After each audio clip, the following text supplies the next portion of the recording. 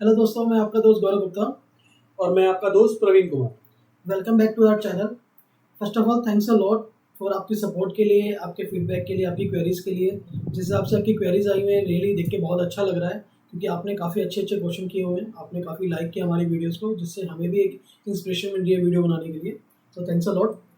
Video start करने से पहले छोटी सी रिक्वेस्ट सर, अगर आपने वीडियो अभी तक लाइक नहीं की है तो प्लीज़ लाइक योर वीडियो। अगर आप अभी हमारे चैनल पे नए हैं तो please subscribe your channel, because इससे क्या है कि हमारी वीडियो ज़्यादा से ज़्यादा लोगों के पास पहुँचेगी, ज़्यादा से ज़्यादा लोगों को नॉलेज मिलेगी। तो हमने अपनी जैसी लास्ट वीडियो में आपको कहा था कि फॉरेक्स करेंसी और फॉरेक्स कार्ड क्या होता है।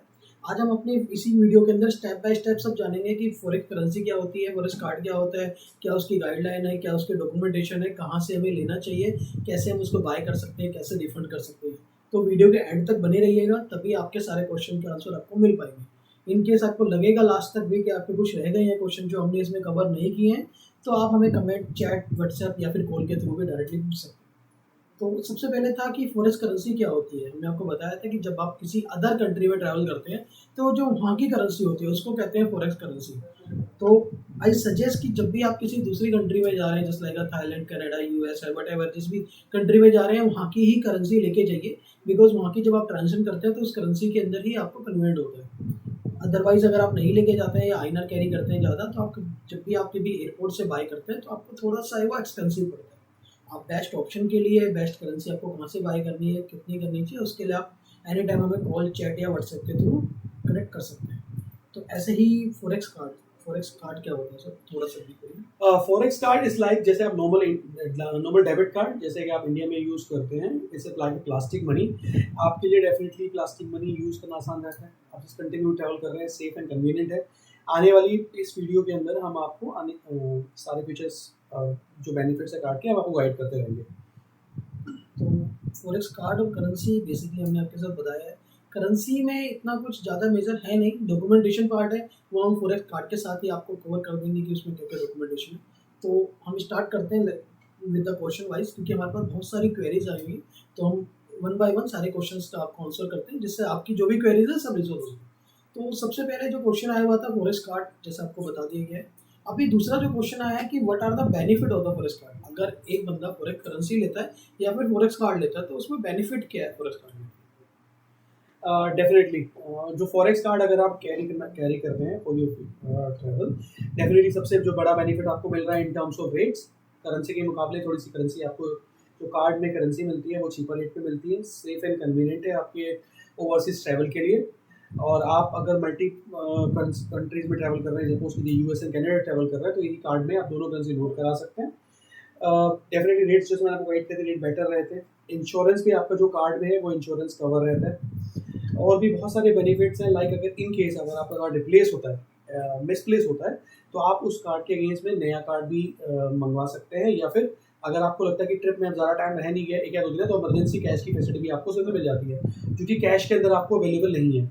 एक बार आपसे कैश लॉस्ट हुआ, कोई भी प्रॉब्लम आई, तो आप उसको क्लेम नहीं कर सकते हैं। बट अगर फॉरेक्स कार्ड में कोई दिक्कत आती है, तो जिस वेंडर से आपने उस कार्ड को परचेज किया है वो डेफिनेटली आपकी हेल्प करेगा नया कार्ड प्रोवाइड कराने में, अगर आप वहाँ पर काफ़ी टाइम तक स्टे करेंगे, या फिर इमरजेंसी कैश की रिक्वायरमेंट भी अगर आपको पड़ती है without any charges for particular amount, you will get the services. So guys काफ़ी अच्छे ऑप्शन है कार्ड के साथ। हम स्टेप बाय स्टेप और देखेंगे कि इसमें और क्या चीज़ें हो सकती हैं। तो हमारा जो नेक्स्ट क्वेश्चन है कि which currency can be loaded into the card. कौन सी ऐसी मेजर करेंसी है जो इस कार्ड में आपको मिलती ही मिलती है। अब बेसिकली देखिए, जो मेजर करेंसीज है dollar, euro, pound, Canada, Australian, अगर आप थाईलैंड जा रहे हैं तो थाई बार्ट भी आपको मैक्सिमम कार्ड में मिल जाएगा। बट कुछ वेंडर्स हैं जो आपको और भी करेंसी से प्रोवाइड कराते हैं, जैसे सऊदी रियाल हो गया, आपका हांगकॉन्ग डॉलर्स हो गया। टोटल मिला के 16-17 करेंसी तक के आपकी आप लोड करा सकते हैं उस कार्ड के अंदर। इन केस अगर किसी ऐसी कंट्री में ट्रैवल कर रहे हैं जहाँ शायद आपके पास पर्टिकुलर वो करेंसी कार्ड में मिल नहीं रही है आपको, तो एक वन करेंसी कार्ड करके भी ऑप्शन होता है जिसको आप चूज कर सकते हैं। डेफिनेटली इसको थोड़े से डिसएडवांटेज एंड बेनिफिट्स दोनों ही मिलेंगे आपको, but in terms of cross currency तो बेनिफिट यही रहेगा कि उस कंट्री के अंदर आप वन करेंसी कार्ड चूज करें जहां पर आपको उस कंट्री के लिए लोकल करेंसी नहीं मिल पा रही है उस कार्ड के अंदर, जो कि आपको डॉलर में अवेलेबल होती है। सो गाइस कार्ड के अंदर मेजरली 8 टू 12 करेंसी आपको मिल जाएंगी, बट जैसा कि बताया कि आपको मैक्सिमम 15-16 करेंसीज भी आती है कार्ड के अंदर, डिपेंड वेंडर टू वेंडर। कई वेंडर आपको 12 करेंसीज होती है, कई वेंडर के बाद कुछ कार्ड ऐसे भी होंगे जिन पे ज़्यादा करेंसीज होंगी, बट इसका मतलब ये नहीं है कि ज़्यादा करेंसी है तो कार्ड अच्छा है, कम करेंसी है तो कार्ड अच्छा है। उसके अपने फीचर्स हैं, अगर एक्स्ट्रा करेंसी है तो उससे कोई इफेक्ट नहीं पड़ता, डिपेंड कि आप जहाँ जा रहे हैं वो करेंसी उसमें है कि नहीं। आपको सिर्फ करेंसी एक्स्ट्रा प्रोवाइड कराइए, दैट्स इट। कोई सर्विसेज में कोई इशू नहीं आएगा आपको। तो दिस इज द ऑप्शन, बस इन केस आप कोई ऐसी कंट्री जा रहे हैं जहाँ की करेंसी उसमें नहीं है, जस्ट लाइक अगर मलेशिया जा रहे हैं वहाँ पे यूएसडी ऐसे चल जाता है, पर मलेशिया रिंगेट मैक्सिमम कार्ड में नहीं आता है, तो उसके लिए एक वन करेंसी कार्ड का ऑप्शन भी बहुत अच्छा ऑप्शन है, जिसमें आपको अगर कन्वर्ट करते हैं वहाँ पे कोई स्वैपिंग करते हैं तो लाइव रेट के हिसाब से वहाँ पे कन्वर्जन हो जाता है। अगर इसी को हम मल्टी करेंसी में करते हैं तो वो मल्टी करेंसी के अंदर क्रॉस कन्वर्जन चार्जेस लेगा, जो आपका वन करेंसी कार्ड में बस। बट विड्रॉल्स पे सम ऑफ द कार्ड्स में, विड्रॉल्स पे जो वन करेंसी कार्ड है उस पर एक्स्ट्रा चार्ज लगता है in comparative to multi currency card. बिल्कुल। सो इसके बाद एक और क्वेश्चन आता है कि डू आई नीड। गौरव, मैं आपको इंटरप्ट कर रहा हूँ। मैं आज जैसे गौरव ने अभी आपसे रिक्वेस्ट की स्टार्टिंग वीडियो में, मैं भी आपसे रिक्वेस्ट करना चाहूँगा कि प्लीज़ हमारी वीडियो को लाइक कीजिए, सब्सक्राइब कीजिए हमारे चैनल को। इससे हमें मोटिवेशन मिलेगा डेफिनेटली। अगर आपकी कोई क्वेरीज हैं तो उन्हें हम आंसर करना चाहेंगे। अगर आप इस वीडियो को आगे शेयर भी करते हैं डेफिनेटली इससे हमें बेनिफिट मिलेगा, और जिनको इस बारे में नॉलेज नहीं है उनको इस बारे में नॉलेज मिल सकती है। Thank you. सो गाइस ज़्यादा से ज़्यादा शेयर करिए, लाइक करिए please, this is our humble request, क्योंकि हमारी अभी स्टार्टिंग है, तो आपकी सपोर्ट के साथ ही हमारे भी आगे मोटिवेशन है। सो हम नेक्स्ट क्वेश्चन के साथ चलते हैं। नेक्स्ट क्वेश्चन है, do I need to have an account to purchase the forex card. Means कि अगर हमें किसी से फॉरेक्स कार्ड या करेंसी लेनी है तो कोई अकाउंट होना मैंडेट है उनके साथ हमारा? नहीं, बेसिकली किसी वेंडर के साथ आपका अकाउंट होना ज़रूरी नहीं है, बट एक या दो वेंडर हो सकते हैं जो आपको अकाउंट ओपन करने के लिए कह सकते हैं, mostly in the banks. Otherwise आपको अकाउंट होना मैंडेटरी नहीं है। आप अपने डॉक्यूमेंटेशन और फॉर्मेट जो भी बैंक की फॉर्मेलिटीज़ है to buying the currency and forex travel card for your travel, आप डॉक्यूमेंटेशन पेमेंट के साथ भी उसको पेमेंट कर सकते हैं। अकाउंट का होना ज़रूरी नहीं है। सो जैसे आपने बताया डॉक्यूमेंटेशन, तो हमारा नेक्स्ट क्वेश्चन इसमें ही आता है कि डॉक्यूमेंटेशन पार्ट को अगर डिस्क्राइब करें तो क्या डॉक्यूमेंट रिक्वायर होते हैं। इसको हम दोनों में ही लेंगे कि फॉरेक्स करेंसी या फिर फॉरेक्स कार्ड के लिए कुछ अलग अलग डॉक्यूमेंट है, या दोनों के लिए क्या क्या डॉक्यूमेंट्स मिलेंगे? बेसिकली दोनों आपके ट्रैवल पे डिपेंड करता है, किस पर्पज से आप ट्रैवल कर रहे हैं। अदरवाइज डॉक्यूमेंटेशन में कोई डिफरेंस नहीं है। अगर आप पर्सनल ट्रैवल भी कर रहे हैं तो आपका पासपोर्ट, आपकी टिकट्स, आपका वीज़ा और आपका पैन कार्ड मैंडेटरी है। अगर आप स्टूडेंट हैं तो डेफिनेटली एक additional document which is called and your offer letter, it is required.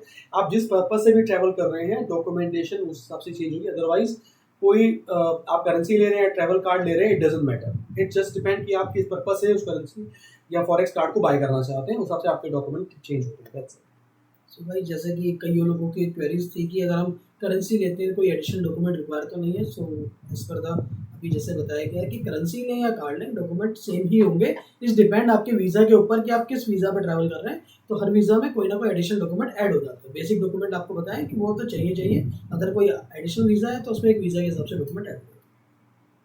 तो हमारा नेक्स्ट क्वेश्चन आता है, जैसे कस्टमर को लगता है कि हम करेंसी लेते हैं तो इजी रहती है, कार्ड लेंगे तो उसमें कोई कॉस्टिंग आएगी, तो ऐसी कोई अलग से कॉस्टिंग या सर्विस चार्ज भी होता है जो कार्ड लेने पे एक्स्ट्रा चार्जेस बियर करने पड़ते हैं कस्टमर को? बेसिकली अगर आप करेंसी या ट्रैवल कार्ड में कोई भी चूज़ कर रहे हैं, हर कोई वेंडर आपसे एक पर्टिकुलर अमाउंट चार्ज करता है। इट नोट कि अगर आप करेंसी ले रहे हैं या कार्ड ले रहे हैं, अगर आप दोनों भी साथ में क्लब करके लेते हैं देयर इज सर्टेन चार्जेस। वो 100 भी हो सकते हैं, 150 भी हो सकते हैं, और अगर आपसे ट्रैवल कार्ड बाई कर रहे हैं तो भी शायद 150 चार्ज हो सकते हैं। हो सकता है कि कुछ वेंडर्स लाइक बैंक्स आपसे शायद एक ट्रैवल कार्ड इशू करने के लिए 100 की जगह 200 या 400 500 रुपये कुछ भी चार्ज कर सकते हैं, जिसके लिए आपका बैंक आपको एडवांस में बताएगा कि हम आपसे पर्टिकुलर ट्रैवल कार्ड इशू करने के लिए इतना चार्ज करें। अदरवाइज कोई चार्ज में डिफरेंस नहीं होता है। आप करेंसी लें, कार्ड लें या दोनों क्लब करके लें, दोनों में चार्जेस सेम ही रहते हैं। That's it. एंड रेट वगैरह गाइस डेली बेसिस के रेट होते हैं जो कि डेली बेसिस पे फ्लक्चुएट होते हैं। तो रेट के लिए आप जब भी आपकी क्वेरी आएंगी आप कॉल व्हाट्सएप के थ्रू हमें या अपने वेंडर को रीच आउट कर सकते हैं। बाकी चार्जेस में कोई डिफरेंस नहीं आता है, आप करेंसी लें या कार्ड। तो अब हमारी जो एक लिमिट की बात आती है कि एक फॉरेक्स की आई थिंक एक लिमिट होती है, तो करेंसी में क्या लिमिट होती है और फॉरेक्स कार्ड के लिए क्या लिमिट होती है? बेसिकली दोनों की लिमिटेशंस में सिर्फ इतना रहता है कि पर ट्रैवल की लिमिट आ जाती है। अगर आप करेंसी बाय कर रहे हैं स्पेसिफिकली एक ऐसी कंट्री जैसे कि यूएस, तो वहाँ पर आपको $3000 के इक्विवेलेंट पर ट्रिप में करेंसी अलाउड होती है। लेकिन अगर आप उससे ज़्यादा करेंसी करेंसी बाय करना चाहते हैं तो आपको हार्ड कैश में 3000 के अलावा बाकी करेंसी को प्लास्टिक मनी में कन्वर्ट करना होगा, या अदर ऑप्शंस होते हैं, लेकिन बेस्ट ऑप्शन जो होता है उसके अंदर वो ट्रैवल कार्ड ही होता है।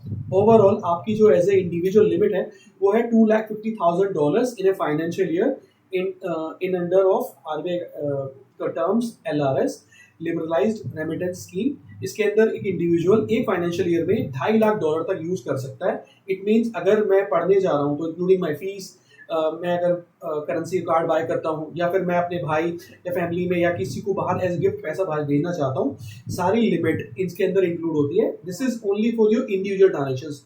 इसमें कंपनी की कोई बिजनेस ट्रांजेक्शंस इंक्लूड नहीं होती हैं। That's the whole point. अगर आपने उस लिमिट को यूज कर लिया है, सपोज अगर आपने $2.5 लाख, इट मीन्स कि अगर आपने $2.5 एक शॉट में भी अगर आपके ट्रैवल के लिए आपको लेके जाना चाहते हैं और कैश में आप मैक्सिमम कैरी करना चाहते हैं, तो वो कंट्री टू कंट्री वेरी करेगा। मैक्सिमम कंट्रीज में एज पर दी आरबीआई गाइडलाइंस, अगर आप किसी ऐसी कंट्री में ट्रैवल कर रहे हैं एक्सेप्ट CIS, तो बाकी कंट्रीज में आप $3000 के इक्विवेलेंट में ही करेंसी कैरी कर सकते हैं। तो वहाँ पर आप अगर लगता है कि $3000 नहीं ले जा आपको अलाउड नहीं है, तो आप वहाँ पर ट्रैवल कार्ड चूज कर सकते हैं। It means $3000 in cash, rest $2,47,000 अगर आप पूरा कैरी करना चाहते हैं, इन ट्रैवल कार्ड आपको अलाउड है, कोई प्रॉब्लम नहीं है। तो भाई जो बेसिक लिमिट है कैश की वो $3000 टू इक्विवेलेंट है। अगर आप CIS कंट्री में जाते हैं तो लिमिट आपकी 5000 टू 10,000 हो जाती है। बाकी आपकी ओवरऑल लिमिट जो है वो $2.5 lakh, it means 2 crore to 2.5 crore approx होती है INR में अगर कैलकुलेट करते हैं तो वेरी ह्यूज लिमिट है, जिसमें आपको लिमिट के लिए कोई इतना टेंशन लेने की जरूरत नहीं है। एक financial year as an 1 April to 31 March के लिए आपके लिए इनफ रहती है। आप उसके अंदर ट्रांजेक्शन कोई भी कर सकते हैं, करेंसी ले जा सकते हैं, कार्ड ले सकते हैं, या फिर कोई रेमिटेंस करना चाहते हैं तो वो भी ले सकते हैं। Basically CIS countries basically Commonwealth independent states करके हैं। इसमें 10 से 15 कंट्रीज आती हैं जहाँ पर कैश, प्लास्टिक मनी या फिर और किसी टर्म्स को यूज़ नहीं किया जाता है, ना ही लोग वहाँ पर प्रेफर करते हैं, कंट्रीज प्रेफर करती हैं। इसलिए वहाँ पर आप कंट्री वाइज, कुछ कंट्रीज में आपको $5,000 भी अलाउड है, कुछ कंट्रीज में आप जिस पर्पज से भी ट्रैवल कर रहे हैं, आरबीआई गाइडलाइंस के हिसाब से आप उतनी करेंसी पूरी की पूरी हार्ड कैश में कैरी कर सकते हैं, जिसकी लिस्ट आप गूगल पर सर्च करके भी चेक कर सकते हैं। जिसकी जो भी कंट्रीज उसमें लिस्टेड होती हैं वो आप चेंज होती रहती है, तो आपको जब भी वो चेंज होगा आपको उसके अंदर देख सकते हैं। So it means we suggest कि अगर आप CIS कंट्री में ट्रैवल कर रहे हैं तो कार्ड की जगह करेंसी ही प्रेफर करिए, कि वहाँ पे आपको कार्ड में थोड़ा सा चैलेंज आ सकता है। CIS कंट्रीज में हम जैसे रशिया को काउंट कर सकते हैं। ठीक, तो हमारा इसमें नेक्स्ट क्वेश्चन आता है कि what is a contactless forex card. ये कॉन्टैक्टलेस फॉरेक्स कार्ड क्या होता है? नॉर्मल जैसे आप इंडिया में एक कार्ड को यूज़ करते हैं, अपने डेबिट कार्ड या क्रेडिट कार्ड को, उसमें आपको क्या बेनिफिट मिल रहा है कि आपको उसमें पिन डालने की जरूरत नहीं है। उसमें एक लिमिट होती है। सपोज अगर आप इंडिया में लिमिट ₹5000 तक की, अगर आप एक पेमेंट मर्चेंट को विदाउट पिन अगर डालना चाहते हैं, तो आपसे खाली कार्ड को अपने टैप कर रहे हैं उनके POS मशीन पर, आपके कार्ड से ₹5000 डेबिट हो जाएंगे। उसी तरह से कॉन्टैक्टलेस कार्ड भी आपके फॉरेक्स ट्रैवल कार्ड में भी इशू आपको फैसिलिटी मिल जाती है। बाय डिफॉल्ट ये जो फैसिलिटी है आपकी ब्लॉक्ड होती है एज पर दी आरबीआई गाइडेंस। कोई भी आप फॉरेक्स कार्ड, डेबिट कार्ड या क्रेडिट कार्ड किसी भी तरह से अगर आपको कोई कार्ड मिलता है, ये फैसिलिटीज आपकी ब्लॉक्ड होती हैं, जिसको एज ए कस्टमर आप इनेबल कर सकते हैं। पर as per are suggestion we suggest कि आप उस फैसिलिटी को ऑफ ही रखें, क्योंकि अगर कोई मिस हैपनिंग होती है और वो बिना पिन के अगर आपका कार्ड यूज हो सकता है, अगर आपसे कार्ड लॉस्ट हो गया तो वो बिना पिन के यूज हो सकता है कि उसी कंडीशंस हो कि आप $100 एक बार में टैप करके पे कर सकते हैं, $500 भी हो सकता है। डिपेंड्स कि आप लिमिट कितनी उसके अंदर आपको आपका वेंडर प्रोवाइड करा रहा है। That's it. So guys RBI ने बड़ा सोच के ही ये लिमिट पहले ओपन थी, बट अब ये जो ऑप्शन है वो कस्टमर को दिया है, तो ये इंडिया में भी यही ऑप्शन है आपके डेबिट कार्ड, क्रेडिट कार्ड पे, कि आपकी जो कॉन्टैक्टलेस फैसिलिटी है वो ऑन नहीं होती है, आपको ऑन करनी पड़ती है। तो उन्होंने कुछ सोच के ही इसको डिसेबल किया हुआ है। अगर आपको लगता है बहुत ज़्यादा कि आपको वो इनेबल चाहिए, देन आप ओके उसको इनेबल करिए। Otherwise security point of view से वी आर नॉट सजेस्ट कि उस फैसिलिटी को आप इनेबल रखिए, क्योंकि उससे आपके कार्ड के मिसयूज होने का काफ़ी ज़्यादा चांसेस हो जाते हैं। मेनली इस फैसिलिटी को यूज़ करने का सबसे बड़ा बेनिफिट एक ही है। इन केस अगर आपको लगता है कि आपको पिन याद नहीं आ रहा है, तब ये मुझे लगता है कि ये बेस्ट फैसिलिटी है, ये होना ज़रूरी है कार्ड के अंदर, इसीलिए ये फैसिलिटी आपको दी गई है। बट अगर आपको लगता है कि पिन मुझे याद है, कोई इशू नहीं है, तो मैं आपसे रिक्वेस्ट करेंगे हम दोनों कि आप उस कार्ड की फैसिलिटी को हमेशा ब्लॉक रखें। इन केस लगता है कि आप पिन नहीं डाल पा रहे हैं या याद नहीं आ रहा है, कई समटाइम्स इट हैपन कि आप भूल जाते हैं, तो आप उस फैसिलिटी को डेफिनेटली यूज़ कर सकते हैं। Definitely it's a useful feature. Is there any maximum transaction value limit for contract transaction की? अगर कॉन्टैक्ट लेस है तो उसकी कोई लिमिट भी होती है ट्रांजेक्शन वैल्यू की? बेसिकली इंडिया में 5000 रुपीज़ है। वैसे ही अगर आप फॉरेक्स में कर रहे हैं तो वेंडर टू वेंडर डिपेंड करता है कि आपकी वो कितनी लिमिट आपको प्रोवाइड कराता है आपका वेंडर। नॉर्मली आई थिंक 200, 300, $500 के आसपास ये लिमिट आपकी होनी चाहिए कॉन्टैक्ट लेस में, या $2000 तक भी हो सकता है। तो next question is the what is the retailer does not have the contactless reader? अगर उनके पास कॉन्टैक्टलेस रीडर ही नहीं है तो फिर कॉन्टैक्टलेस का क्या करेंगे? ओके, वैसे तो ये फैसिलिटी अभी कॉन्टैक्टलेस वाली ना, डाउट कि किसी वेंडर के पास अवेलेबल ना हो। इन केस कोई ऐसा वेंडर भी है जिसके साथ अगर आप कोई ट्रांजेक्शन करना चाहते हैं तो डेफिनेटली आपके पास पिन की फैसिलिटी अवेलेबल है। आप उस कार्ड के पिन के साथ यूज़ करने के बाद भी इस फैसिलिटी को यूज़ कर सकते हैं। The next question is really very good question, thanks a lot जिसने भी ये क्वेश्चन पूछा हुआ, काफ़ी अच्छा क्वेश्चन है सभी के लिए। सो ध्यान से देखिएगा। What do I do if I forgetting और लॉस्ट माय पिन और इंटरनेट बैंकिंग पासवर्ड? काफ़ी अच्छा क्वेश्चन है गाइस। काफ़ी बार इश्यूज आते हैं कस्टमर को कि मेरा अगर पिन लॉस्ट हो गई है, मेरा इंटरनेट बैंकिंग का पासवर्ड लॉस्ट हो गया है, तो मैं क्या करूँ? उस टाइम काफ़ी वो पैनिक हो जाते हैं। तो इसके लिए कस्टमर को क्या करना चाहिए? ओके, बेसिकली अगर आपको पिन याद है लेकिन आपने शायद गलती से या उस समय शायद आपको याद नहीं आ रहा था, आपने पिन डाल के उस कार्ड को ब्लॉक कर दिया है, तो चांसेस है कि वो 24 घंटे बाद बाय डिफॉल्ट वो फैसिलिटी आपकी इनेबल हो जाती है। तो आप सेम पिन के साथ गो थ्रू कर सकते हैं आफ्टर 24 आवर्स। लेकिन अगर आपको लगता है कि पिन मुझे याद ही नहीं है या फिर मैं भूल गया हूँ, डेफिनेटली ये पॉसिबिलिटीज़ हैं, तो आप अपने वेंडर के थ्रू कनेक्ट करके आप एक मेल ड्रॉप कर सकते हैं या फिर कस्टमर केयर के थ्रू कनेक्ट भी कर सकते हैं। और आपसे कुछ इस फैसिलिटी को यूज़ करने के लिए आपसे हो सकता है ईमेल जिस पे भी आप जो भी ड्रॉप करते हैं उस पर आपसे कुछ इन्फॉर्मेशन गैदर की जाए, या फिर अगर आप कस्टमर केयर में कनेक्ट करते हैं तो ये will ask certain information from you, like आपका पूरा नाम क्या है, आपके मदर या फादर का लास्ट नेम या पूरा नाम क्या है, आपका एड्रेस क्या है। When all the information go through, आपको नया pin over the email provide करा दिया जाता है। तो ये जो मेल है ये कोई भी डाल सकता है या रजिस्टर्ड मेल ईमेल आईडी से ही आनी चाहिए? नहीं दोस्तों, जब भी आप कार्ड जिस वेंडर से बाय करते हैं उस टाइम आपने जो अपनी रजिस्टर्ड ईमेल आईडी और फोन नंबर दिया है, अगर आप कस्टमर केयर में कनेक्ट करते हैं तो उसी फोन से आपको कनेक्ट करना होगा। इन केस अगर आप नहीं करते हैं, they will ask certain more questions. Otherwise आपकी जो रजिस्टर्ड ईमेल आईडी है, आप पिन चेंज करना चाहते हैं या पिन भूल गए हैं रजिस्टर्ड, आप दोबारा उसको क्लेम करना चाहते हैं, तो आप उसी रजिस्टर्ड ईमेल आईडी से आप मेल ड्रॉप करेंगे और उसी मेल आईडी पर आपको वो सर्विस नया पिन फॉरवर्ड किया जाएगा। So guys don't be panic अगर आपका कोई कार्ड का पिन लॉस्ट हो गया है या फिर आपका पासवर्ड लॉस्ट हो गया है। जिनको भी आप रिक्वेस्ट कर रहे हैं वो भी समझते हैं कि आपके लिए बहुत अर्जेंट है, तो they revert very fast and as soon as possible, because उनका 24/7 गाइडलाइन होती है। तो आप उनको मेल कर सकते हैं, कॉल कर सकते हैं, तो आपको जल्दी से जल्दी ही सॉल्यूशन प्रोवाइड करते हैं। तो आप बस कोशिश करिएगा कि आप सेम टाइम पे कर सकें। So the next question is can my forex card be swipe directly at the merchant establishment? Yes, why not. आपके पास डेबिट कार्ड है, पिन है, आप डेफिनेटली उसको डायरेक्ट स्वाइप भी कर सकते हैं, कोई इशू नहीं है।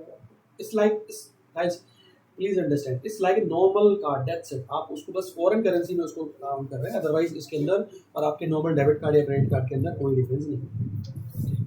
तो मतलब किसी भी मर्चेंट पे वो डायरेक्टली एस्टेब्लिशमेंट हो वहाँ पे वो स्वाइप कर सकते जैसे आप इंडिया में यूज़ करते हैं, बिल्कुल सोच के चलिए कि बिल्कुल आप वही फैसिलिटीज़, वही सिचुएशन आपको वहाँ पर भी मिलेगी उसमें। हैं। तो मर्चेंट इसके लिए कोई चार्ज करता है? Is there any transaction fees अगर मर्चेंट के वहाँ एस्टेब्लिशमेंट में स्वाइप करते हैं तो? बेसिकली नहीं गौरव, अगर आप यूएस मशीन पे अगर पेमेंट करते हैं, जितना भी आपका अमाउंट बनता है आपको उतना ही पे करना होता है।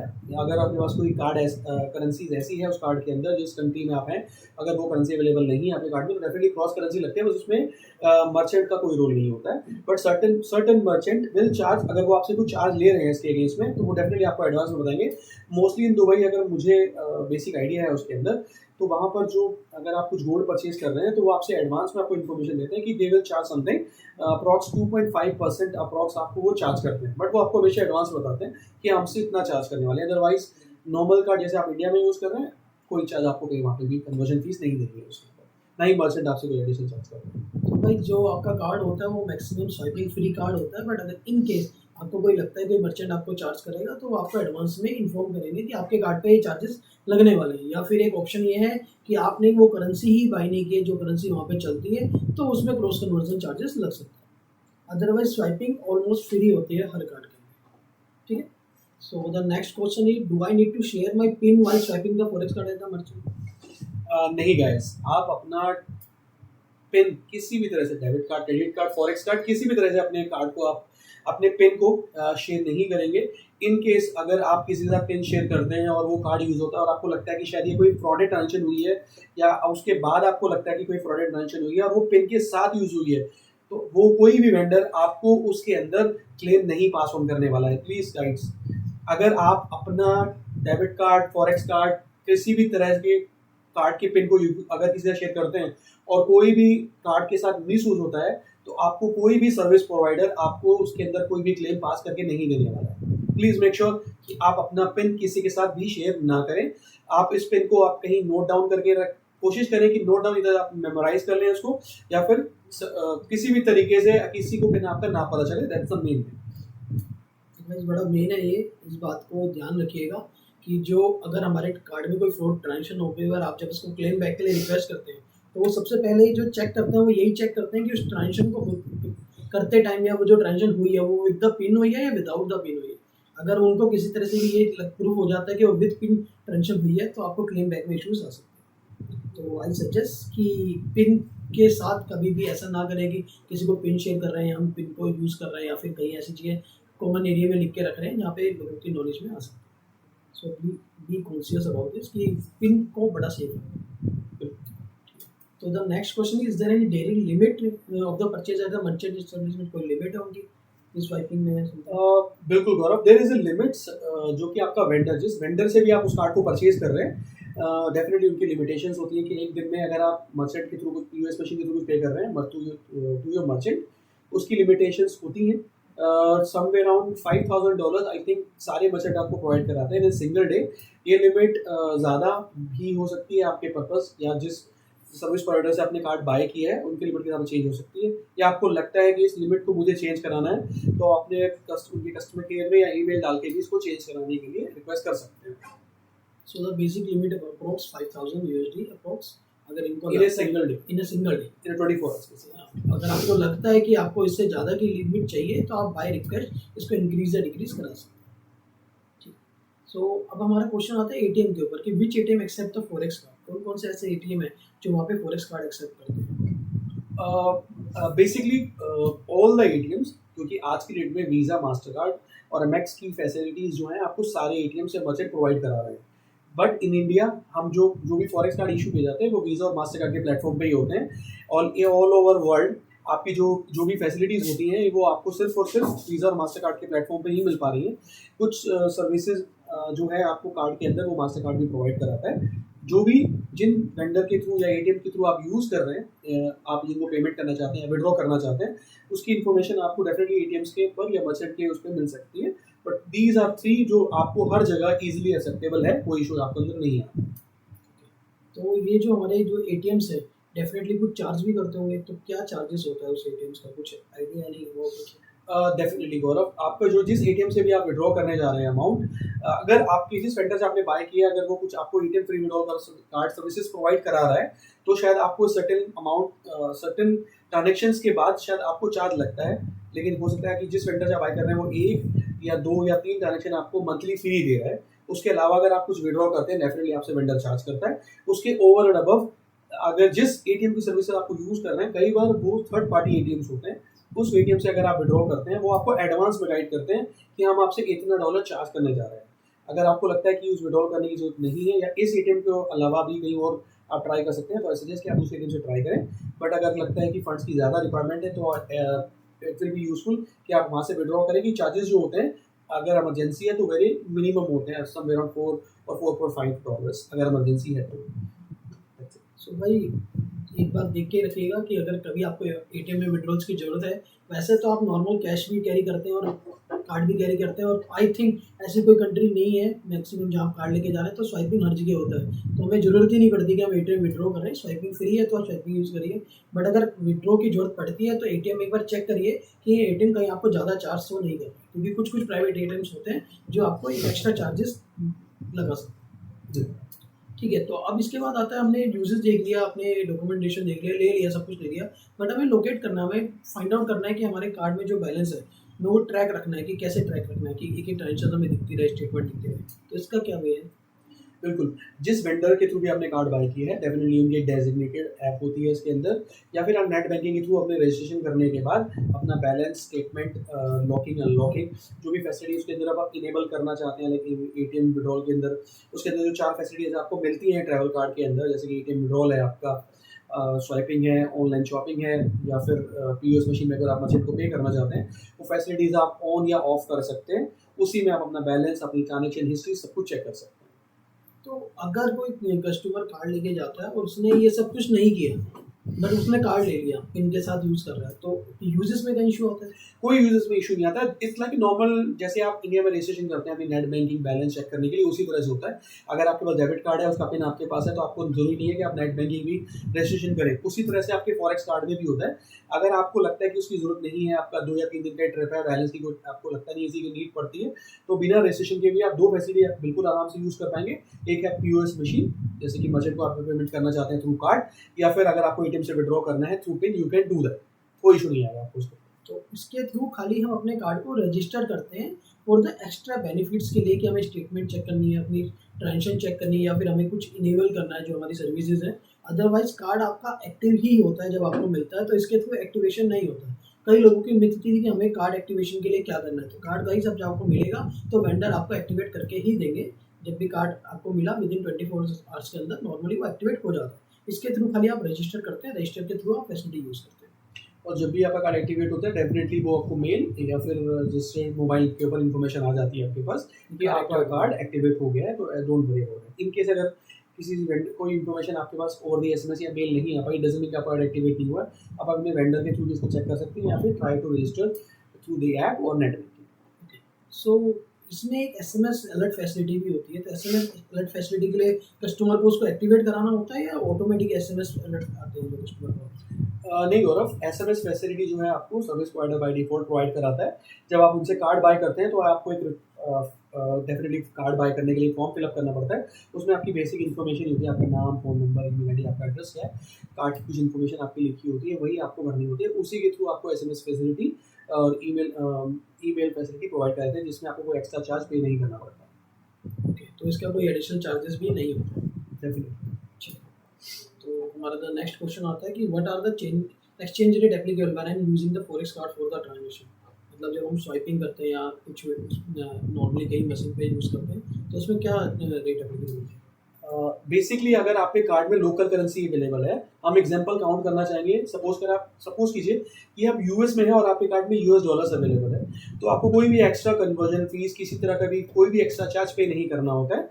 रीज़न कि आपके कार्ड में जो भी करेंसी उन्होंने कन्वर्ट करके दी है, डॉलर्स कन्वर्ट करके दी है, तो उसमें आपका कोई एक बार रेट अगर उसमें अमाउंट अगर डॉलर में आ जाता है, तो उसके बाद कन्वर्जन फीस का कोई मतलब नहीं बनता है। लेकिन अगर आपके कार्ड में कोई ऐसी करेंसी अवेलेबल है और आप किसी ऐसी कंट्री में जहाँ पर दोनों करेंसी मैच नहीं करती हैं, तो आपको डेफिनेटली कन्वर्जन फीस पे करनी पड़ सकती है, विच इज़ डेफिनेटली वेरी करती है वेंडर टू वेंडर। आपके अगर किसी वेंडर से ले रहे हैं, मिनिमम इट्स 4 to 5%, या अगर आप किसी अच्छे वेंडर से चार्ज ले रहे हैं तो इट्स 4% ऑल्सो। इसमें जीएसटी भी आपका एप्लीकेबल हो जाता है। तो भाई इसके लिए हमने काफ़ी ब्रीफ डिस्कशन किया था हमारी जो टीसीएस की वीडियो थी उसके अंदर। तो इसमें लोगों को लगता था कि पहले कि हम डेबिट कार्ड या क्रेडिट कार्ड यूज़ कर लेते हैं, वहाँ पे ट्रांजेक्शन करेंगे तो हमें चीपर पड़ेगा। बट अब जो टीसीएस का नया रूल है उसमें आपका डेबिट कार्ड, क्रेडिट कार्ड और फॉरेक्स कार्ड सभी एक ही जगह कवर है। तो आप क्रेडिट कार्ड को यूज़ करें या फॉरेक्स कार्ड को, टीसीएस सब में सेम लगेगा। बाकी तो दोनों में मेजर ऑप्शन है कि क्रेडिट कार्ड या डेबिट कार्ड जब आप वहाँ पे यूज़ करते हैं तो आपको हर ट्रांजेक्शन के अंदर ट्रैक रखना पड़ेगा कि मेरे उसमें क्या चार्जेस लग रहे हैं, क्या रेट एप्लीकेबल होते हैं, क्योंकि वो एवरी ट्रांजेक्शन पे आपको रेट एप्लीकेबल होते हैं। तो फॉरेक्स कार्ड के अंदर बेनिफिट क्या है कि आपने एक बार रेट को फिक्स कर दिया कि आपने एक बार ट्रांजेक्शन कराई, आपने फॉरेक्स कार्ड उसमें फॉरेक्स अमाउंट लोड करा लिया, तो वो वन टाइम रेट एप्लीकेबल हुआ। उसके बाद जितनी भी आप स्वाइपिंग करेंगे वो अनलिमिटेड फ्री होगी, उसमें कोई भी चार्जेस नहीं होगा। सो वी सजेस्ट कि आप फॉरेक्स कार्ड को लेके जाइए, डेबिट कार्ड, क्रेडिट कार्ड को आप फॉरेक्स ट्रांजेक्शन के लिए बहुत मिनिमम यूज़ करें। और जो क्रेडिट कार्ड और डेबिट कार्ड की जो इन्फॉर्मेशन है कि उस पर कितना टीसीएस एप्लीकेबल होगा, कितना आपको चार्ज लगेगा, कितने लिमिट के बाद लगेगा, और ये कैसे कैसे एप्लीकेबल होता है, कौन से टाइम पर एप्लीकेबल होता है, उसके लिए डेफिनेटली जैसे गौरव ने आपको सजेस्ट किया है कि आप हमारी टीसीएस वाली वीडियो जाकर चेक कर सकते हैं। ये सारी इन्फॉर्मेशन उसके अंदर पहले से हमने दी है। तो जो नेक्स्ट क्वेश्चन आता है कि हमारा guys I am sorry to disturb you, I am requesting please हमारे चैनल को ज़रूर लाइक सब्सक्राइब कीजिएगा, इस वीडियो को लाइक कीजिए, शेयर कीजिए, इससे हमें मोटिवेशन मिलता है, इससे हमें हेल्प मिलती है कि हम आपके लिए ऐसी यूजफुल इन्फॉर्मेशन गैदर करें और आपके साथ शेयर करें। हमारी definitely it's a new company for us, तो हमारे लिए भी डेफिनेटली अच्छा है। और जिन कस्टमर को ये इन्फॉर्मेशन चाहिए जो डेफिनेटली अब्रॉड ट्रैवल करेंगे या जानना चाहते हैं प्री में कि हमें क्या क्या करना होता है या क्या फैसिलिटीज़ मिल सकती हैं या टीसीएस क्या है, ये सारी इन्फॉर्मेशन के पास प्री एडवांस में रहती है। कि कई बार क्या होता है कि स्टूडेंट का एडमिशन हो जाता है, एडमिशन का लेटर मिलता है, उसके बाद वो सारी इन्फॉर्मेशन गैदर करता है, जो कि उसमें शायद वीडियोस के अंदर उसे नहीं मिल पाती है, सारी इन्फॉर्मेशन उसे रीड ही करनी पड़ती है, जो कि अलग अलग साइट्स पे अवेलेबल होती है। हमारी सारी इन्फॉर्मेशन आपको इसी वीडियो चैनल पे मिल जाएंगी, जो कि आप सब्सक्राइब करेंगे तो हमें डेफिनेटली अच्छा लगेगा। भाई सम ऑफ द टाइम हमने देखा है कि लोग वीडियो देख लेते हैं बट सब्सक्राइब नहीं करते। सो जैसे कि रिक्वेस्ट ऐसा मत कीजिए। हाँ प्लीज़ आप लाइक करिए, सब्सक्राइब करिए, इससे आपका पे कोई इफेक्ट नहीं आता, बट उससे क्या है वीडियो की पॉपुलैरिटी बढ़ती है, वो ज़्यादा से ज़्यादा लोगों तक पहुँचती है। जितने ज़्यादा सब्सक्राइबर होंगे, जितने ज़्यादा लाइक्स होंगे, वो लोगों तक पहुँचेगी। और लोगों के पास ये इन्फॉर्मेशन होना बहुत ज़रूरी है कि हमें क्या करना चाहिए, कैसे करना चाहिए। और हमारे यहाँ ये प्लस पॉइंट है कि हमने अपनी सारी डिटेल आपके साथ शेयर की हुई है। हमारे नंबर्स, हमारी ईमेल आईडी, हमारे व्हाट्सएप नंबर्स, हमारे चैट बॉक्स सब आपके लिए ओपन है। आप किसी भी टाइम हमें कॉल्स, व्हाट्सएप, चैट या फिर कमेंट के थ्रू किसी भी तरह की क्वेरी कर सकते हैं। इवन आपको फॉरेक्स के रिलेटेड कोई हेल्प चाहिए, ट्रांजेक्शन के रिलेटेड हेल्प चाहिए, आप हमसे पूछ सकते हैं कि कहाँ से लेना है, बेस्ट क्या है सब। तो सारे ऑप्शन, सारे आपको आंसर हमारे थ्रू मिल सकते हैं। तो हम चलते हैं अपने नेक्स्ट क्वेश्चन की तरफ। तो एक कस्टमर का नेक्स्ट क्वेश्चन ये है कि are there any regulatory restriction on the uses of my card. Basically forex में इसको जो भी लिमिटेशंस हैं आपकी आरआरएस के अंदर नहीं आती है, गवर्न बाय आरबीआई। इसमें रिस्ट्रिक्शन आपके ऐसी कोई इशू नहीं है, बट आप एक दिन में कितना विड्रॉ कर सकते हैं, सर्टन अगर आप स्वाइपिंग करके कुछ पे करना चाहते हैं उस पर रिस्ट्रिक्शंस है। अदरवाइज एक बार आपने फॉरेक्स कार्ड बाय कर लिया, जो भी अमाउंट है लिमिटेशंस के अंदर, जैसे कि आप विड्रॉ करना चाहते हैं तो कितनी लिमिट है एक दिन की, अगर आप स्वाइपिंग करके पे करना चाहते हैं तब कितनी लिमिट है, उसके अलावा ऐसी कोई खास रिस्ट्रिक्शन नहीं है। अगर आप सारी चीज़ें विद प्रॉपर आरबीआई गाइडलाइंस के हिसाब से वेंडर से बाय करते हैं तो कोई ऐसी रिस्ट्रिक्शन उसके अंदर आपको नहीं मिलती है। So can I reload the forex card while travelling, मतलब अगर कोई ट्रैवल पे है तो उसको रिलोड कराना है, वो भी हो सकता है? बिल्कुल, आप ट्रैवल कार्ड अपलोड कर सकते हैं। 2 तरीके से मैं उन 2 तरीकों के उन 2 पर्पज़ में बता सकता हूँ, जो मेनली आप लोड नहीं करा सकते हैं। अगर आप इमिग्रेशन फर्स्ट टाइम ट्रैवल कर रहे हैं या फिर आप एम्प्लॉयमेंट के लिए जा रहे हैं, अगर आपने फॉरेक्स कार्ड बाय किया है, तो वो दोनों कार्ड एज़ पर दी आरबीआई गाइडलाइंस आप रिलोड नहीं करा सकते हैं। अदर पर्पज़ डेफिनेटली आप उस कार्ड को रिलोड करा सकते हैं। सपोज़ कीजिए आप घूमने गए तो भी आप कार्ड रिलोड करा सकते हैं। और इन केस अगर आप स्टूडेंट हैं तो डेफिनेटली ये कार्ड की सबसे बड़ा बेनिफिट यही है स्टूडेंट्स को कि उनके पेरेंट्स उस कार्ड को रिलोड करा सकते हैं। बट गाइड वन थिंग, एक बार अगर आपने यहाँ से ट्रैवल कर लिया तो डेफिनेटली आप अपने अकाउंट को यूज़ नहीं कर सकते हैं। तो डेफिनेटली ये पेमेंट जो है आपके पेरेंट्स या आप अगर मैरिड हैं तो आपके स्पाउस या फिर आपके रियल ब्रदर या सिस्टर डेफिनेटली अपने अकाउंट से पे करके उस कार्ड को डेफिनेटली रिलोड करा सकते हैं। तो भाई जिसको अंडरलाइन कर लीजिए प्लीज़ कि 2 वीज़ा ऐसे हैं, 2 कंडीशन ऐसे हैं जिसमें आपका कार्ड लोड नहीं होता। फर्स्ट ऑफ द इमिग्रेशन, अगर आप पीआर या इमिग्रेशन वीज़ा पे जा रहे हैं तो आप अपना कार्ड लोड नहीं करा सकते हैं। सेकेंडली आप एम्प्लॉयमेंट, अगर आप एम्प्लॉय वीज़ा पे जा रहे हैं तो आपका कार्ड लोड नहीं हो सकता है। एक टाइम आपने कार्ड में जितना अमाउंट ले लिया एज एन एक्टिवेशन टाइम, उतना ही आप यूज़ कर सकते हैं, रिलोड उस कार्ड को नहीं करा सकते। गाइस प्लीज नोट, एक्टिवेशन मतलब आपने फर्स्ट गो में उस टाइम पे जो भी रिक्वेस्ट दी बैंक ने उसको एक बार एक्टिवेट कर दिया, दिस इज कॉल्ड एक्टिवेशन। आपने ट्रैवल नहीं किया, आपको 10 दिन बाद लगता है कि मुझे उस कार्ड को फिर से लोड कराना है, मैंने ट्रैवल नहीं किया, तो guys is not possible. One go आप उस कार्ड को रिलोड करा, आप उसी कार्ड को एक बार एक्टिवेट करा सकते हैं। इसमें ध्यान रखिएगा, आपको 2 करेंसी की फैसिलिटी नहीं मिलने वाली है, एक ही करेंसी आपको इसके अंदर मिलने वाली है, क्योंकि दूसरे वाला जो फैसिलिटी मिलती है उसे रिलोड काउंट किया जाता है। जो फैसिलिटी मिलेगी one time one shot, that's it. ये गाइस मैं सिंपल वे में बता देता हूँ कि सम ऑफ द टाइम कस्टमर क्या कहते हैं कि मैं 2 जगह मुझे जाना है, कि मेरे को एक जगह ट्रांजिट है 1-2 दिन का, या फिर मुझे फिर दूसरी जगह जाना है, तो एक कार्ड में 2 करेंसी प्रेफर करते हैं कि कुछ करेंसी मुझे आप यूएसडी दे दीजिए, कुछ करेंसी यूरो दे दीजिए एग्जाम्पल।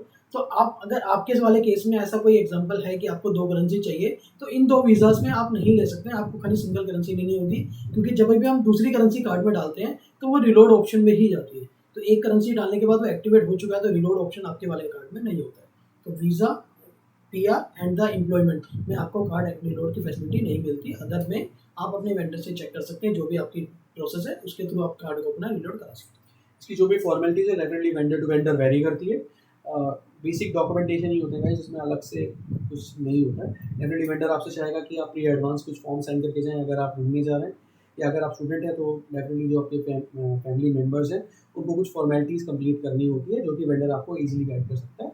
ऐसी कोई बड़ी चीज़ नहीं है उसके अंदर। ठीक है, तो हमारा next question is whom should I और इसके contact? अंदर मैं एक छोटी चीज़ ऐड करना चाहूँगा, हमेशा आप जब भी ट्रैवल करें, चाहे किसी भी पर्पज़ से ट्रैवल कर रहे हो, आप हमेशा ध्यान रखें, एक इंटरनेशनल कार्ड को लोड कराने में कई नॉर्मली हर वेंडर अगर वो रीलोड करा रहा है तो 4 से 5 घंटे लेता ही लेता है। कई बार क्या होता है कि हॉलीडेज़ भी बीच में आ जाते हैं, या फिर सर्टेन सर्वर डाउन हो जाते हैं, या थोड़ा रश भी हो सकता है, whatever the reason, it can happen.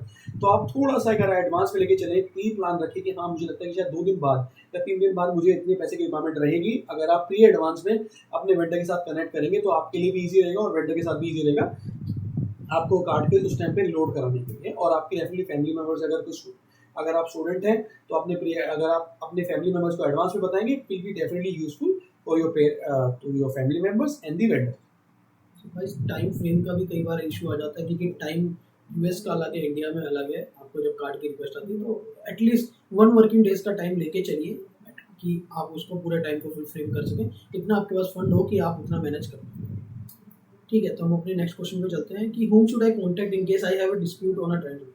This is really very good question, thanks a lot जिन्होंने ये क्वेश्चन पूछा है। क्योंकि सम टाइम होता है कि हमारी कुछ कार्ड में ट्रांजेक्शन हो जाती है, कोई डिस्प्यूट होता है, तो उसके लिए हमें किसको रीच आउट करना चाहिए, क्योंकि वो बड़ी पैनिक सिचुएशन हो जाती है। आपको लगता है मेरे कार्ड में ट्रांजेक्शन हो रही है और मैं किसको कॉन्टेक्ट करूँ, तो उस केस में क्या करना चाहिए?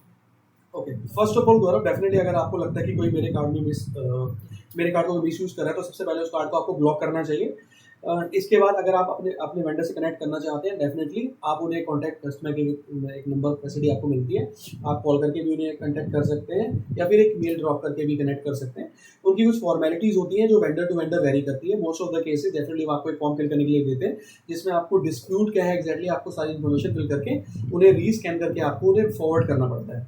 गाइस प्लीज़ नोट, अगर अगर कोई डिस्प्यूट हुआ है, इसको सेटल करने में ना ऐसा नहीं है कि आपको लगा कि कोई डिस्प्यूट हो गया और ये डिस्प्यूट अभी 1 या 2 दिन में सेटल हो जाएगा, ऐसा नहीं है। अगर कोई भी मिसयूज़ आपके कार्ड में हुआ है, थोड़ा-सा उसके अंदर ना आपकी इन्वेस्टिगेशंस होती है, आपकी नहीं, इन द सेंस कि एग्जैक्टली क्या हुआ है, जो इन्फॉर्मेशन आप फिल करके देते हैं, मेल पे डॉक्यूमेंट करते हैं या कस्टमर केयर में कनेक्ट करके इन्फॉर्मेशन शेयर करते हैं, उसके बाद वो सारी एक इन्वेस्टिगेशन होती है to what exactly instant handle जो भी हुआ है उस टाइम पे, उसके बाद आपके डिस्प्यूट को सॉल्व किया जाता है।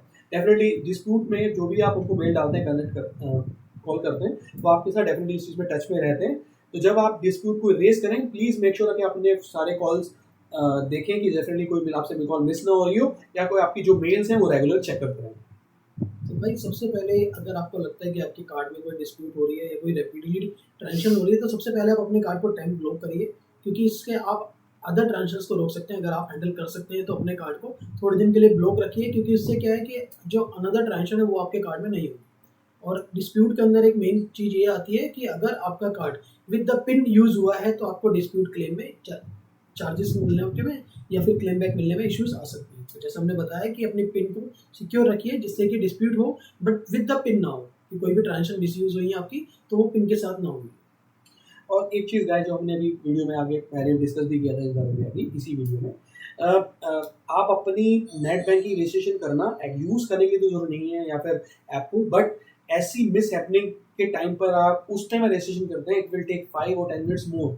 या अगर आपको लगता है कि कोई इशू आ रहा है, आपके पास मैसेज नहीं आ पा रहा है, ईमेल नहीं आ पा रही है, तो उस सिचुएशन से बचने के लिए भी, ये डेफिनेटली सिचुएशन हर बार अकर नहीं करेगी आपके सामने, तो उस सिचुएशन से बचने के लिए भी कि उस टाइम पर अगर कोई ऐसा इशू मेरे साथ आता है तो आप अपनी रजिस्ट्रेशन, अगर आपको लगता है कि ऐसी मिस हैपनिंग हो सकती है, डेफिनेटली इट्स चांसेस 1 या 2% भी हो सकते हैं कि ऐसे हो सकती है, तो आप अपनी नेट बैंकिंग या ऐप के थ्रू इस प्रोसेस को अपनी नेट बैंकिंग रजिस्ट्रेशन करके रखें, ताकि अगर कोई ऐसी मिस हैपनिंग होती है तो आपके पास ये फैसिलिटी उस इंस्टेंट अवेलेबल है कि आप अपने कार्ड को ब्लॉक कर सकते हो।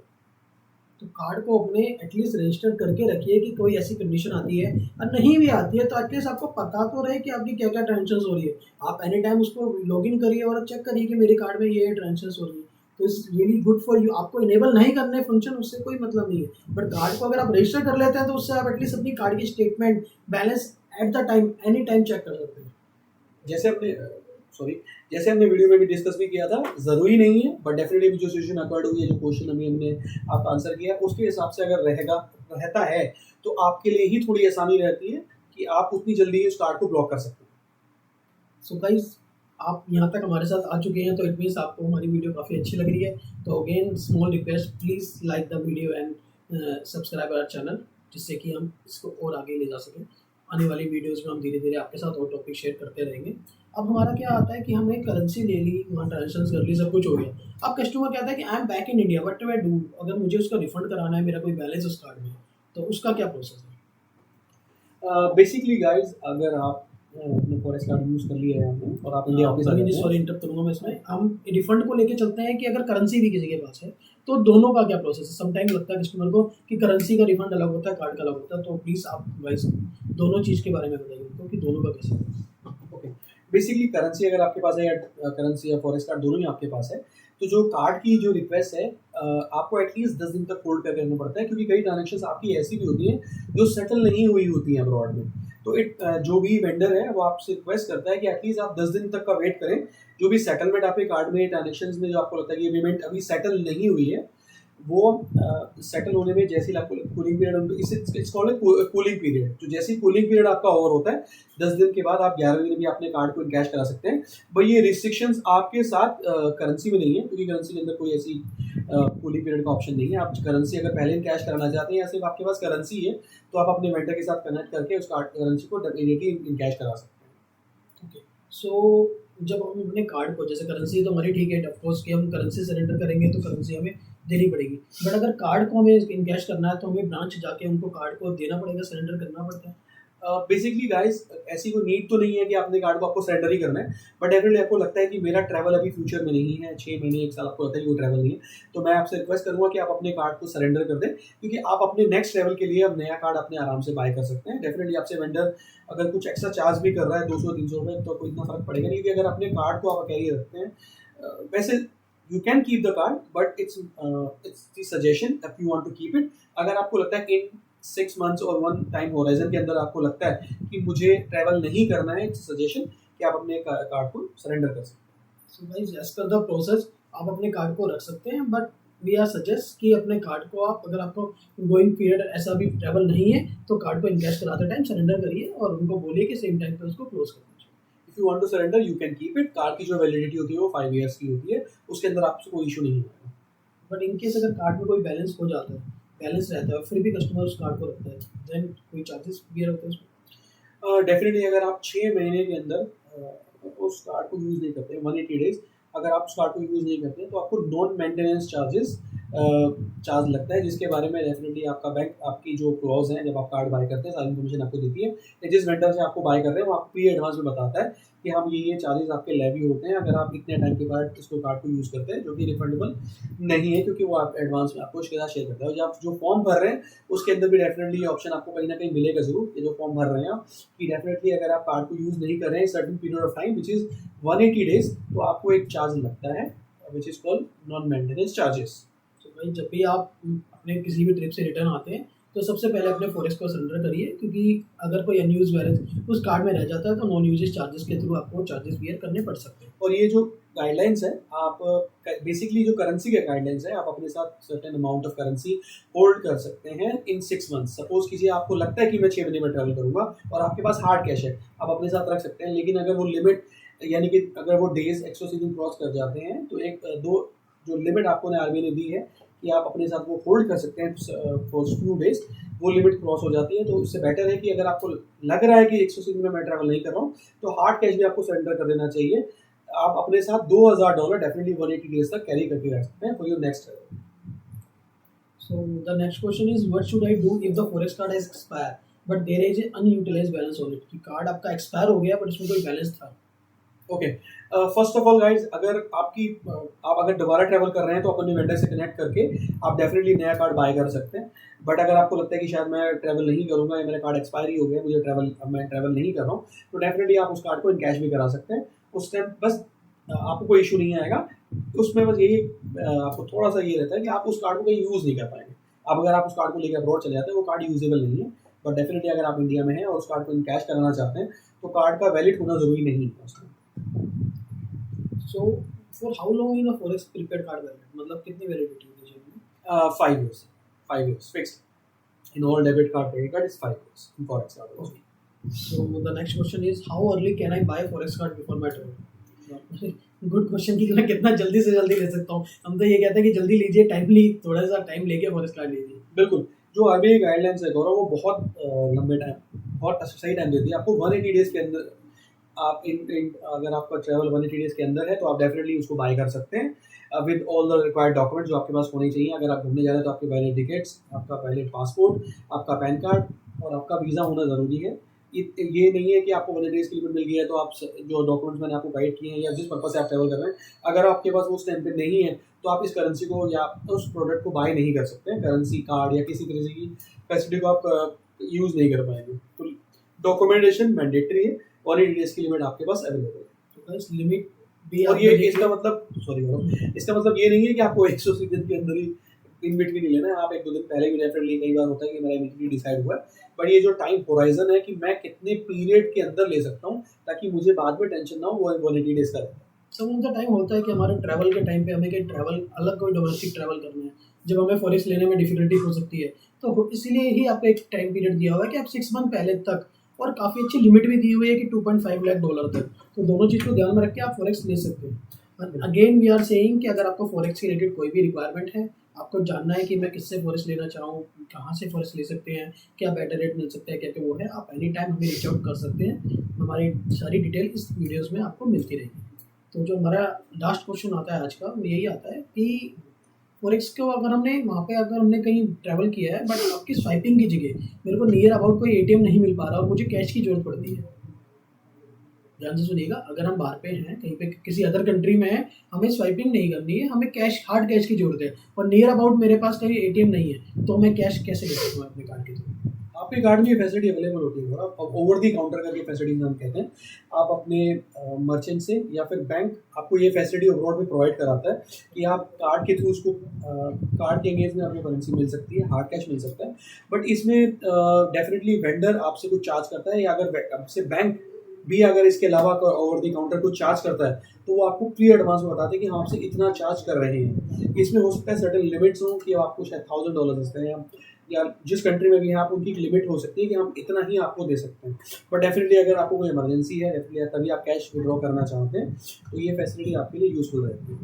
बट ये थोड़ी सी कॉस्टली रहती है कि ये आपको थोड़ा सा एक बार रख के चलना पड़ेगा। अगर आप फैसिलिटी को काउंट करके चल रहे हैं तो definitely it's cost. In emergency basis के लिए आप इसको फैसिलिटी को यूज़ कर सकते हैं, बट ये आपको चार्जेबल होती है। बिल्कुल बिल्कुल बिल्कुल।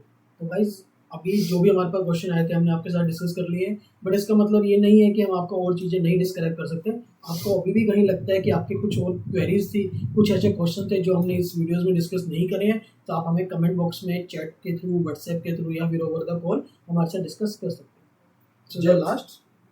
सो लास्ट गौरव ने जो हमारे बोला, हम रिक्वेस्ट की है, हमारे चैनल को प्लीज़ लाइक एंड सब्सक्राइब जरूर कीजिएगा, शेयर कीजिए। जितना ज़्यादा आप शेयर करेंगे डेफिनेटली हमें उसका बेनिफिट मिलेगा। जिनको ये इन्फॉर्मेशन चाहिए, जो यार ट्रैवल करते हैं, डेफिनेटली लोग ट्रैवल करते ही हैं, उनके लिए यूज़फुल रहती है इन्फॉर्मेशन।